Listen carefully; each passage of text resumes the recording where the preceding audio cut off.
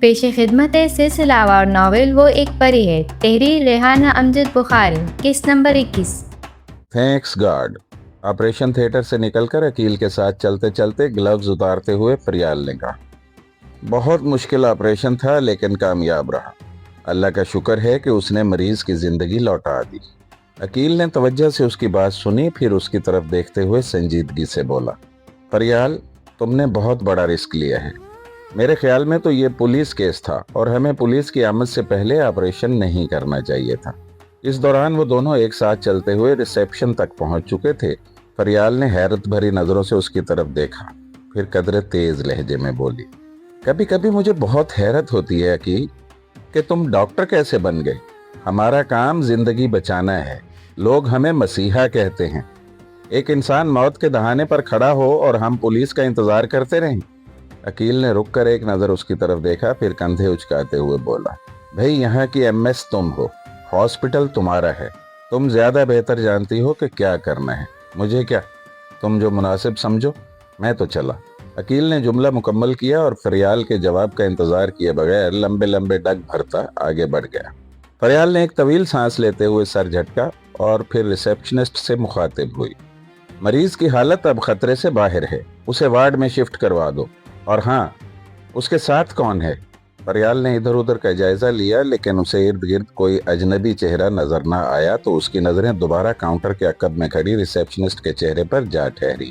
اس کی نظروں کی تپش کو محسوس کرتے ہوئے ریسیپشنسٹ قدرے ہچکچاہٹ آمیز انداز میں گویا ہوئی، وہ میڈم، اسے ایک پٹھان لے کر آیا تھا۔ اس کی حالت ایسی تھی کہ ہم سب لوگ اس کی طرف متوجہ ہو گئے اور اسی دوران اسے لے کر آنے والا پٹھان غائب ہو گیا۔ فریال نے گھور کر اس کی جانب دیکھا اور پھر قدرے تلخ لہجے میں بولی، اپنی آنکھیں اور کان کھلے رکھا کرو، تمہاری ڈیوٹی ریسیپشن پر ہے، مریضوں پر نہیں۔ پھر پلٹ کر اندرونی حصے کی طرف جاتے ہوئے گویا ہوئی، مریض کو ہوش آ جائے تو مجھے اطلاع کروا دینا، میں اپنے کمرے میں ہوں۔ کمرے میں داخل ہوئی تو ٹیلی فون سیٹ کی جانب متوجہ ہوگی، جس کا رنگر بتا رہا تھا کہ کسی کی کال آ رہی ہے۔ اس نے آگے بڑھ کر ریسیور اٹھایا اور کرسی پر ڈھیر ہوتے ہوئے بولی، ہیلو، کون؟ پھر چند لمحے دوسری جانب کی آواز سننے کے بعد دوبارہ گویا ہوئی، اوہ ویری سوری بھیا، میں تو بھول ہی گئی تھی کہ آج میرا برتھ ڈے ہے۔ اصل میں ایک ایمرجنسی کیس آ گیا ہے، میں ذرا دیر میں پہنچوں گی۔ چند لمحے دوسری جانب کی آواز سننے کے بعد لاڈ بھرے انداز میں بولی، تھینکس بھیا، مجھے یقین ہے کہ آپ کا گفٹ اس مرتبہ بھی آپ کی طرح پیارا ہی ہوگا۔ بس میں 2 سے 3 گھنٹے میں پہنچ جاؤں گی۔ اوکے بھیا۔ اس نے ریسیور کریڈل پر رکھا۔ ٹھیک اسی لمحے ایک نرس کمرے میں داخل ہوئی، ڈاکٹر، مریض کو ہوش آ گیا ہے۔ فریال نے نظریں اٹھا کر نرس کی طرف دیکھا، پھر بڑبڑاتے ہوئے بولی، حیرت انگیز، اتنی جلدی؟ اوکے، میں ابھی آتی ہوں۔ اور نرس سر ہلاتے ہوئے کمرے سے باہر نکل گئی۔ فریال بھی اٹھ کر تیزی سے اس کے پیچھے روانہ ہو گئی۔ وہ سخت حیرت زدہ تھی کہ مریض کو اتنی جلدی ہوش کیسے آ گیا۔ اس کے خیال کے مطابق اسے ہوش میں آنے کے لیے 1.5 سے 2 گھنٹے درکار تھے، لیکن مریض حیرت انگیز طور پر ہوش میں آ گیا تھا، اس کے باوجود کہ وہ شدید زخمی ہونے کے ساتھ ساتھ خواب آور ادویات کے زیر اثر بھی تھا۔ وہ اس کے بیڈ کے قریب پہنچی تو اسے حیرت کا ایک اور شدید جھٹکا برداشت کرنا پڑا، کیونکہ مریض نہ صرف ہوش میں تھا بلکہ وہ سینے پر بندھی ہوئی بے شمار پٹیوں کے باوجود ٹیک لگائے آرام سے بیڈ پر بیٹھا تھا۔ شاید وہ نوجوان بہت زیادہ قوت ارادی کا مالک تھا، اور یہ بات فریال کے لیے حیرت ناک ہونے کے ساتھ ساتھ خاصی دلچسپی کا باعث بھی تھی۔ اس نے قریب پہنچ کر اس کے چہرے پر نظریں جماتے ہوئے دریافت کیا، اب کیسے ہیں آپ؟ نوجوان نے سکون سے نظریں اٹھائیں، فریال کے چہرے کا بغور جائزہ لیا اور پھر پرسکون لہجے میں گویا ہوا، انسان جیسا تھا ویسا ہی ہے اور ہمیشہ ایسا ہی رہے گا۔ ویسے آپ کون ہیں؟ فریال نے حیرت سے اس کی جانب دیکھا اور اسے لگا کہ شاید نوجوان اپنا ذہنی توازن کھو چکا ہے۔ اپنی بات کے جواب میں اس کا بے سروپا جواب اور پھر اس کا بے تکا سوال فریال کی پریشانی میں اضافہ کرنے کے لیے کافی تھا۔ اس نے گھبرا کر اس کا جائزہ لیا، لیکن مریض نہایت پرسکون انداز میں بیٹھا ہوا تھا اور اس کے چہرے پر دیوانگی یا غائب دماغی کی کوئی جھلک نظر نہیں آ رہی تھی۔ فریال قدرے سنبھل کر گویا ہوئی، دیکھیں، آپ اپنے ذہن پر زیادہ بوجھ مت ڈالیں۔ آپ کی تسلی کے لیے اتنا بتا دیتی ہوں کہ آپ ہاسپٹل میں ہیں، میں ڈاکٹر ہوں اور یہاں آپ کا علاج ہو رہا ہے۔ نوجوان نے تحمل سے اس کی بات سنی، پھر پرسوچ انداز میں گویا ہوا، اوہ، तो गोया मैं बीमार हूँ।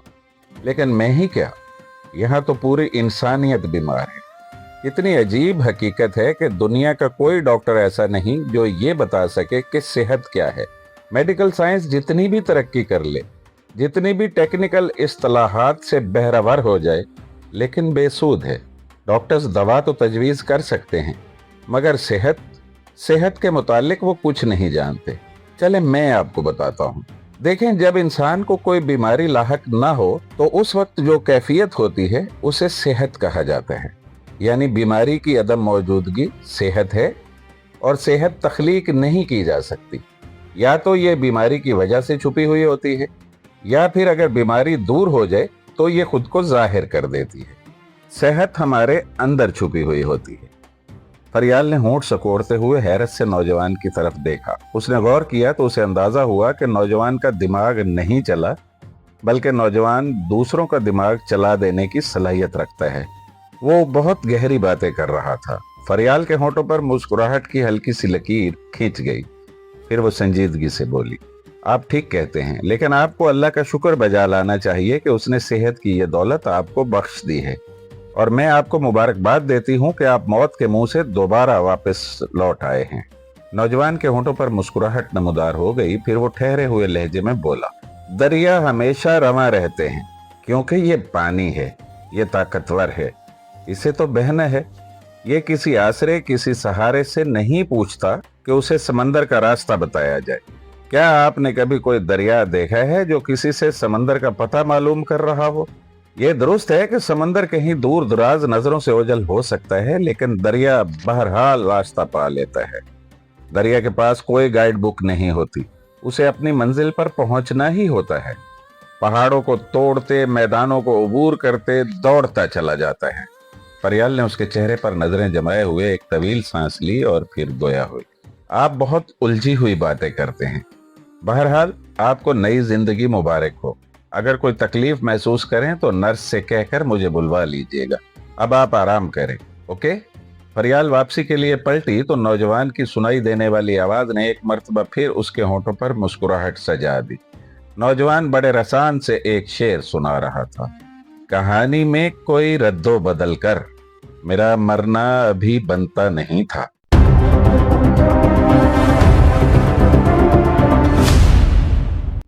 अजान ग्लास डोर को धकेलते हुए अंदर दाखिल हुआ और फिर एक सरसरी सी नजर हाल पर दौड़ाते हुए अपनी मखसूस टेबल की जानिब बढ़ गया। वो इस वक्त अपने पसंदीदा होटल में मौजूद था, जहां दुकान बंद करने के बाद वो अक्सर शाम की चाय पीने आया करता था। टेबल के इर्द गिर्द रखी कुर्सियों में से एक कुर्सी पर बैठे शाहिद ने उठकर गर्मजोशी से उसका इस्तकबाल किया। अजान उससे मुआनिका करने के बाद कुर्सी घसीट कर बैठ गया। बहुत दिन हो गए थे मुलाकात किए हुए। मैंने सोचा कि तुमसे मुलाकात भी हो जाएगी और चाय भी साथ पी लेंगे, इसलिए यहाँ बैठा तुम्हारा ही इंतजार कर रहा था। शाहिद ने अजान की तरफ देखते हुए अपनी वहां मौजूदगी की वजह बयान की। बहुत अच्छा किया यार, तुम तो जानते ही हो कि मुझे दुकान से फुर्सत नहीं मिलती। तुम्हारी मोहब्बत है कि मिलने आ जाते हो, अजान ने खुशदिली से जवाब देते हुए कहा। ठीक उसी वक्त वेटर करीब आन पहुंचा तो अजान उसकी तरफ मुड़ते हुए गोया हुआ। 2 चाय ले आओ यार। और वेटर गर्दन खम करते हुए वापस मुड़ गया। और भाई शाहिद, क्या हो रहा है आजकल? अजान शाहिद से मुखातिब हुआ। शाहिद ने बुरा सा मुंह बनाकर अजान की तरफ देखा, फिर गोया हुआ। वही है चाल बेढंगी जो पहले थी सो अब भी है। होना क्या है यार, घर से हॉस्पिटल, हॉस्पिटल से वापस घर, बस वही यकसानियत। कुछ नया करने के लिए हो तो इंसान की तबीयत भी कुछ बेहतर हो जाए। फिर बगौर अजान की तरफ देखते हुए बोला, वैसे तुम खास से बेहतर नजर आ रहे हो। आज तुम्हारे चेहरे पर मुझे वो रौनक नजर आ रही है जो तुम्हारी शख्सियत का हिस्सा हुआ करती थी। ये इनकलाब कैसे? अजान ने गड़बड़ाकर उसकी तरफ देखा। उसी वक्त वेटर ने चाय लाकर सर्व की तो शाहिद बर्तन अपनी तरफ घसीट कर चाय बनाने लगा। अजान ने एक तवील सांस ली, फिर शाहिद की तरफ देखते हुए गोया हुआ। मतलब क्या है तुम्हारा? कैसा इनकलाब? अब इंसान खुश भी ना रहे। अगर मुंह लटका कर, उदासियां ओढ़ कर रोनी सूरत बनाए फिरो तो तुम जैसे नक्काद तब भी चैन से नहीं बैठते। उनके दिमाग में ये खुदबुद शुरू हो जाती है कि आखिर इस उदासी का सबब क्या है, और अगर इंसान हंसता मुस्कुराता नजर आए तो फिर भी हौल उठने शुरू हो जाते हैं। ठीक ही कहा है किसी ने कि अगर दरांती को एक साइड पर दंदाने होते हैं तो दुनिया को दोनों साइडों पर। बंदा दुनिया को किसी सूरत भी राजी नहीं कर सकता। शाहिद ने हैरत से उसकी तरफ देखा, फिर मुस्कुराते हुए बोला, भाई वाह, आज तो दिमाग के साथ साथ जबान भी खूब चल रही है, मुहावरे भी याद आ रहे हैं। इसका मतलब है कि हुजूर वापस ट्रैक पर आते जा रहे हैं। कोई अनहोनी ही लगती है। फिर झुककर अजान की आंखों में झांकते हुए सरगोशियाना अंदाज में बोला, मुझे भी नहीं बताओगे कि ये खिलते हुए रंग बाहर आने की चुगली क्यों खा रहे हैं? अजान ने सटपटा कर नजरें चुराते हुए कहा, यार तुम भी कमाल के आदमी हो, जूतों समेत आंखों में घुसने की कोशिश कर रहे हो। कौन सी बहार, कैसे रंग? ये हवाई किसी दुश्मन ने उड़ाई होगी। शाहिद मानी खेज अंदाज में सर हिलाते हुए शरारत से बोला, कुछ तो है जिसकी पर्दादारी है। अजान जल्दी से चाय का कप उठाते हुए बोला, फजूल बकवास नहीं किया करो यार, पता नहीं कहाँ कहाँ की हाँकते रहते हो। और फिर चाय पीने लगा। यार वो माहम नहीं थी? शाहिद अचानक चौंका देने वाले लहजे में गोया हुआ तो चाय का कप अजान के हाथ में लर्ज कर रह गया। उसने नजरें उठाकर शाहिद की तरफ देखा, फिर सवालिया लहजे में दरियाफ्त किया, क्या हुआ उसे? एक नई खबर मिली है। शाहिद ने इंकिशाफ अंगेज लहजे में बात करते हुए जुमला अधूरा छोड़ दिया तो अजान बेचैनी से बोल उठा, कैसी खबर? एक तो तुम्हारी ये बहुत बुरी आदत है कि खामखा सस्पेंस पैदा करते रहते हो। जो बात हो बंदा बोल दे, छोटी सी छोटी बात को अफसाना बना देते हो। शाहिद के होंठों पर मुस्कुराहट फैल गई, फिर वो सिलसिला कलाम दोबारा जोड़ते हुए गोया हुआ, और तुम कभी भी मेरी इस सलाहियत की दाद नहीं दोगे कि मैं एक कामयाब अफसाना निगार बन सकता हूँ। हस्बे आदत शाहिद के फिर जुमला अधूरा छोड़ देने पर अजान झिल्ला कर बोला, ऐसी की तैसी तुम्हारी अफसाना निगारी की, अब कुछ बकोगे भी या मैं उठकर चला जाऊं? शाहिद ने मसमसी सी शक्ल बनाकर अजान की तरफ देखा, फिर बसोरती हुई आवाज में बोला, अच्छा भाई बिगड़ते क्यों हो? मैं तो सिर्फ ये बताना चाह रहा था कि माहम ने हम सब से तो ये कहा कि वो सिर्फ किसी ऐसे लड़के से दोस्ती करेगी जो उससे शादी भी करेगा, लेकिन वो उस हाफिज आमिर से दोस्ती का दम भरने लगी है। वो उठाई गिरा पता नहीं कौन सा जादू जानता है कि हम सब के छक्के छुड़ा देने वाली लड़की उसके गीत गाती है। हम में से किसी ने भी जब उसे मुलाकात पर आमादा करना चाहा तो वो हत्थे से उखड़ गई, लेकिन जहां तक मेरा अंदाजा है वो अनकरीब उस मनहूस से मुलाकात भी करेगी। क्या बकवास है, वो ऐसा क्यों करने लगी? माहम ऐसी लड़की है ही नहीं। अजान बेख्तियार बोल उठा था और उसका लहजा भी लाशऊरी अंदाज में खासा तेज और तल्ख हो गया था। शाहिद ने टटोलती हुई नजरों से उसकी जानिब देखा, फिर हैरत भरे लहजे में गोया हुआ, अरे तुम्हें क्या हुआ? तुम तो यूं बिगड़ रहे हो जैसे माहम से तुम्हारा कोई गहरा रिश्ता हो। उसकी बात सुनकर अजान को भी अपनी बेवकूफ़ी का एहसास हुआ। वो संभल कर कदरे शर्मिंदा से अंदाज में गोया हुआ, नहीं यार, बात दरअसल ये है कि उस लड़की के बारे में हम लोगों ने जितने भी अंदाजे कायम किए वो आज तक सबके सब गलत साबित हुए हैं, इसलिए तुम्हारी इस बात पर यकीन करने को दिल नहीं चाह रहा। और तो कोई बात नहीं है। शाहिद ने बगौर उसका जायजा लिया, फिर कदरे मशकूक लहजे में बड़बड़ाया, बात कुछ समझ में नहीं आई। कहानी अभी बाकी है, फिर मिलते हैं अगली किस्त में, सिर्फ दास्तान कदा पर।